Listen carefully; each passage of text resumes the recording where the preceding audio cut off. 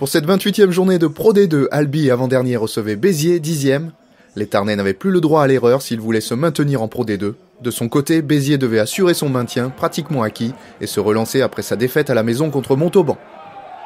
Dès les premières minutes, les Biterrois dominent la partie et tentent de passer la défense avec Pouletoua et Tarus, le pilier roumain, mais Albi arrive à se dégager. Le match devenait équilibré, et c'est sur une mêlée que les joueurs héroltais bénéficiaient d'une pénalité.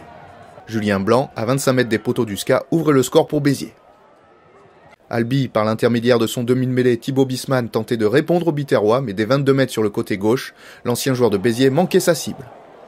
Les fautes se multipliaient et ce premier acte se résumait à un duel de buteurs. Dès 40 mètres, Julien Blanc restait très précis et passait cette pénalité. Béziers reprenait l'avantage au score. Les choses ne s'arrangeaient pas pour les Tarnais alors qu'ils bénéficiaient d'une pénalité dans le camp biterrois. Vincent Faré était coupable d'un mauvais geste et écopait d'un carton jaune. Au retour des vestiaires, Julien Blanc passait une nouvelle pénalité en face des poteaux pour Béziers.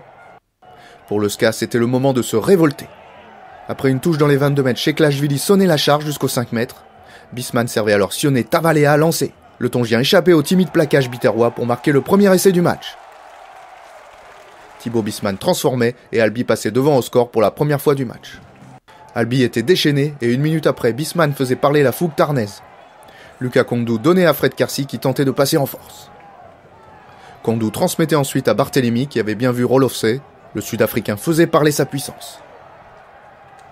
Derrière ce point de fixation, l'ailier Lucas Blanc prenait le ballon en douce, s'engouffrait dans l'espace et venait marquer le deuxième essai albigeois. Loïc Le Gall transformé en drop. Béziers était totalement dépassé par la générosité des jaunes et noirs. Simon Shevchenko prenait un carton jaune. Albi voulait son bonus offensif et sur les 40 mètres de Béziers, les trois quarts tarnais allaient s'en donner à cœur joie. Le SCA écartait le ballon au large pour son arrière Loïc Le Gall.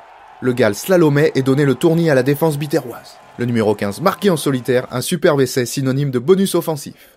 Loïc Le Gall se chargeait de transformer le troisième essai du SCA. Mais avant de rêver à une victoire à 5 points, il fallait résister à la réaction biterroise. Après une grosse séquence dans les 22 mètres, Lucky Munro redoublait avec Peras Loustalé pour inscrire le premier essai héroltais. Julien Blanc transformait et Béziers revenait dans le match. Heureusement pour Albi, Loïc Le Gall rajoutait 3 points sur une pénalité.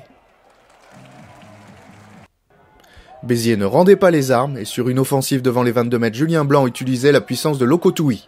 Le Tongien perçait, feintait la passe, rafutait et redonnait à son demi-mêlée pour un très bel essai.